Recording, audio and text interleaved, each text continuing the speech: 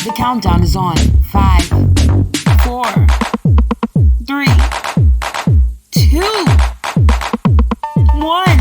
Welcome to Breaking Chains. Good morning. Welcome to Personal Growth and Development this morning. I am your instructor, Dominique McGee. Well, I hope everybody is doing well this morning. Today, we will be going over our values and beliefs. And I want to talk to you about this lesson and its all entirety and in all sincerity from my heart, because we all have many different belief systems. We have many different values. No one's values are the same.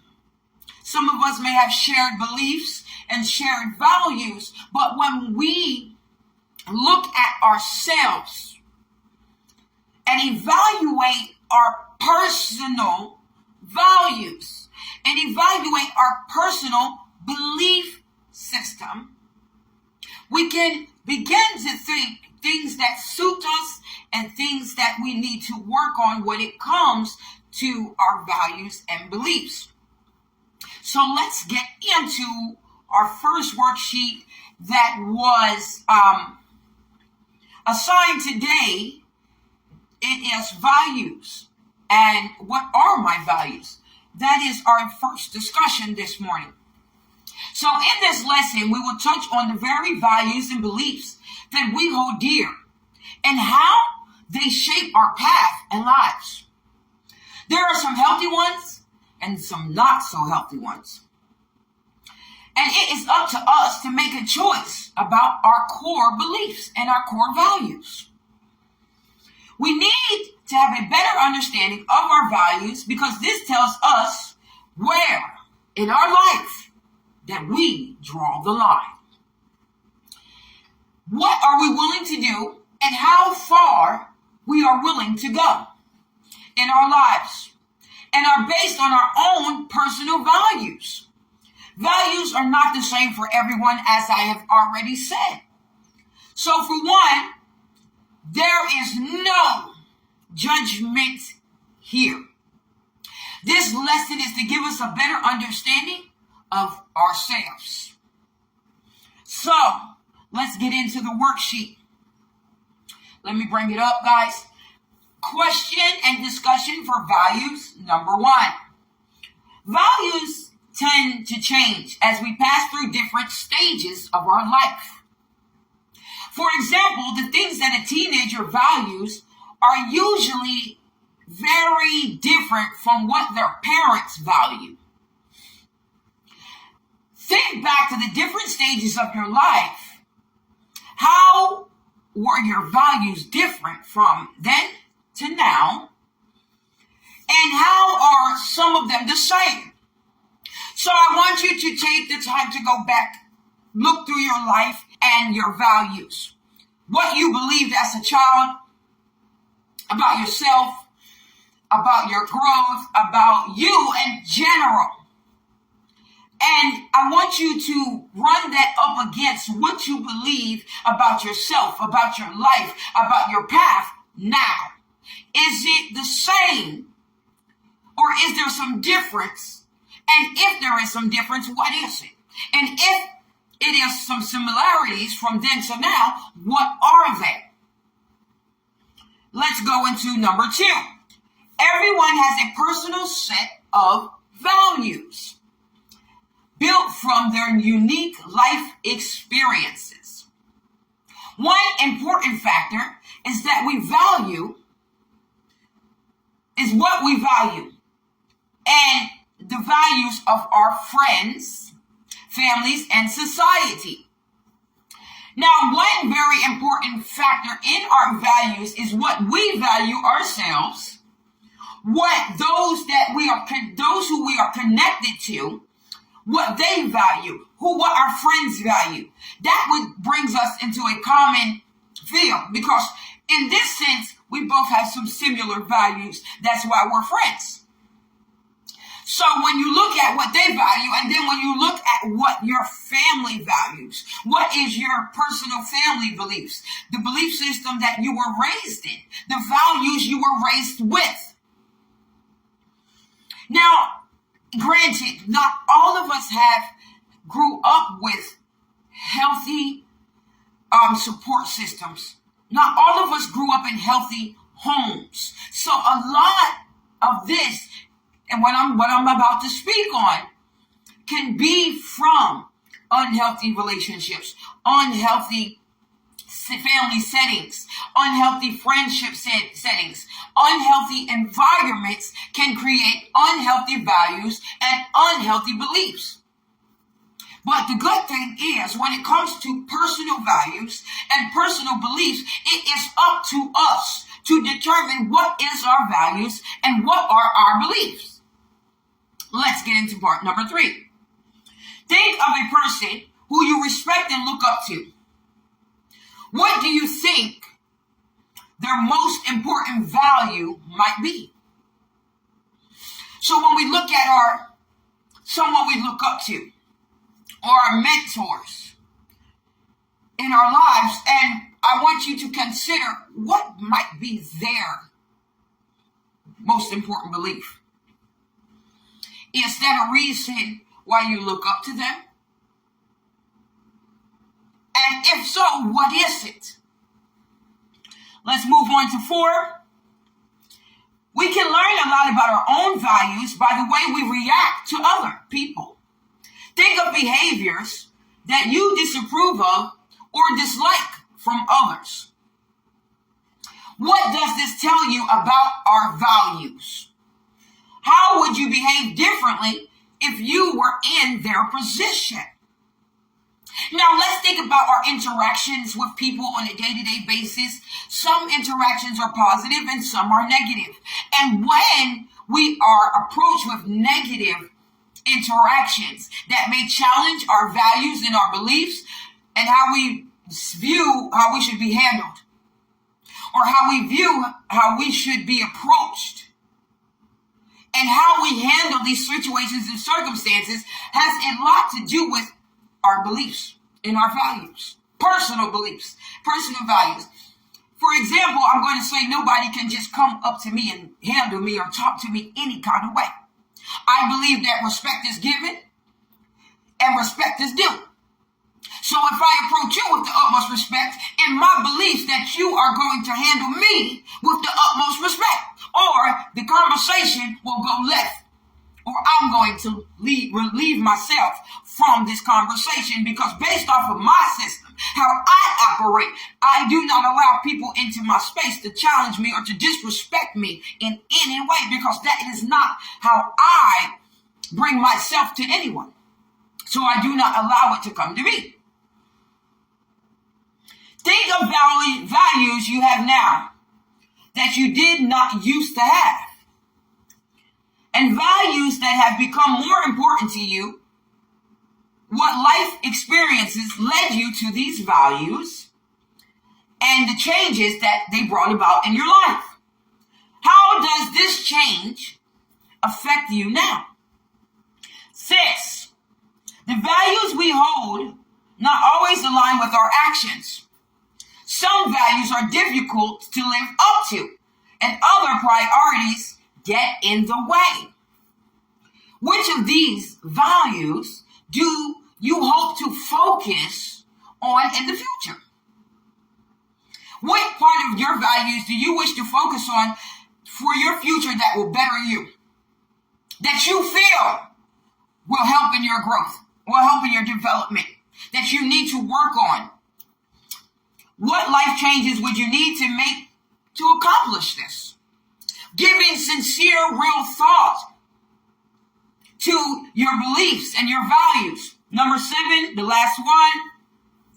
How our values are shown different from setting to setting. For example, your family might see a different side of you than friends, co-workers, and authority figures. Think of these people from different parts of your life. How do you think each of them would describe your values? What evidence do you think they have based off of dealing with you. We will get to it in our next video. Thank you. Let's get to it. Talk soon. Hey, it's Director McGee. Don't forget to hit the subscribe button and the notification button for the next personal growth class notification. Okay, we are back. Let's get into it in part 2 of our getting into our values, our personal values, and our beliefs, and the importance of our values. So let's get into it so we don't waste any time. As human beings, we make judgments every day, all day, about how we behave and how others interact with us. We leave room on the escalator for hurried people to race by. You know, you make a conscious decision when you see somebody approaching you in a rush and you move out the way, considering someone else's situation or circumstance. We may hold the door open for a stranger, giving them the common courtesy. Or we might even give up our seat on the bus to an elderly person or a pregnant woman or someone who may be disabled or in some form. This is a personal decision based off of some type of value or belief that we hold true in ourselves. Now, I want to say that these values and beliefs could come from how we are raised, environment we were raised in, our personal thoughts.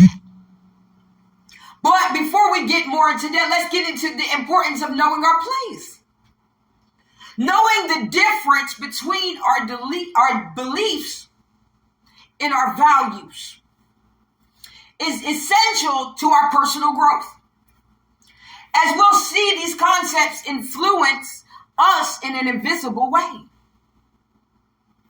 When we peel back the curtain and we choose whether we accept the beliefs that are prescribed to us by society or whether we move by our own personal values. Having a clear understanding of our values that guide us, and it offers us a level of self-awareness. That you know who you are, you know what you stand on, you know what you will and won't do, and you know what you're about. Now, this is forever changing for many of us, and we'll get into that. And so this kind of self-awareness helps us to organize our life in ways that benefit us. Even if, okay, let me see. Have we ever tried to work with a leader who was all over the place and they were hard to follow because they were not consistent? They said one thing and did another.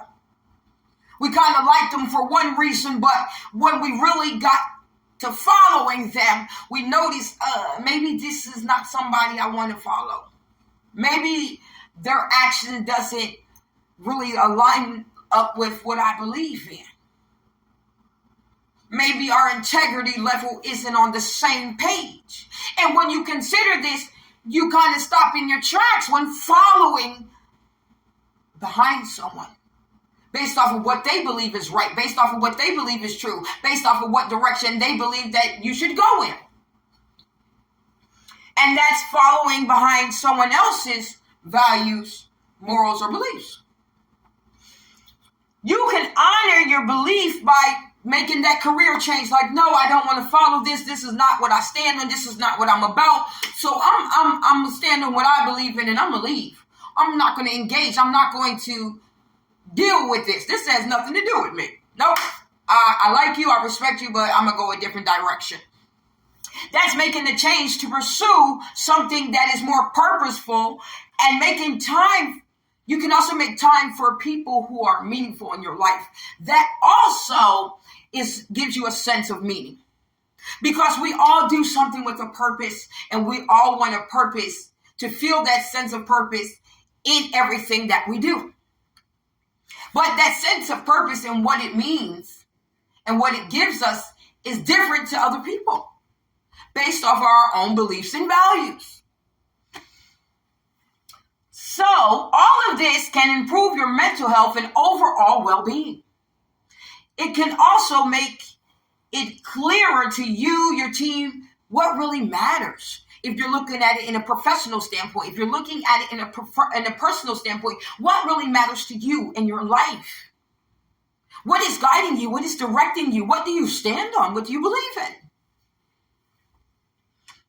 And that actually comes through your actions, because your actions speak louder than any words. You can say, I believe in this, but your actions may say something else. Are we committed to our beliefs? So let's go into that really quick. Beliefs are things that we believe to be true, regardless of the evidence. They're the assumptions we make about the world. They influence our thoughts, behaviors, and attitudes in a very significant way. Consider this. If two different people have two different outlooks and perspective of animals, let's choose a dog. And they say, one person says, well, all dogs have the capacity to be violent, and that's why I don't engage with animals. That's why I don't engage with dogs, because no matter how big or how small, I just believe that they have the capacity to be violent. And then the next person can say, well, the dog is not violent. It's the owner. It's the way the owner treats the dog. That is why the dog can turn on the owner and become violent. So they are okay with going to get a dog as a pet. You see, the beliefs of these two different people determine their interaction with certain things decisions they make in their life. Whether they get a pet or not, why they have a pet or not, whether they do whatever it may be. That was just an example. So let me get into the 4 different types of beliefs. For each set of beliefs measures how a specific behavior beliefs us and others within our society, our community, our culture, our families, our relationships. So let's start with political beliefs. How we think power should be distributed and controlled within our society. Social beliefs. How we think people's personal lives should be structured in relation to the rest of society. Religious beliefs.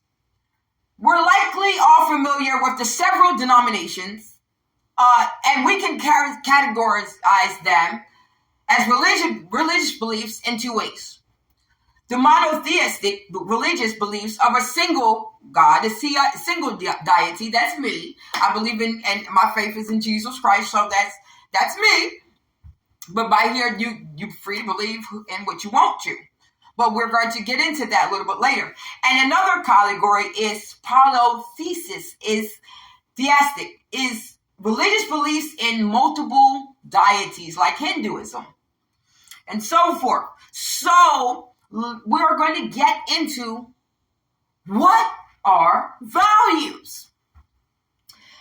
So thank you. We're going to take a quick break, and I will be back with you with video 3 on so what are the values.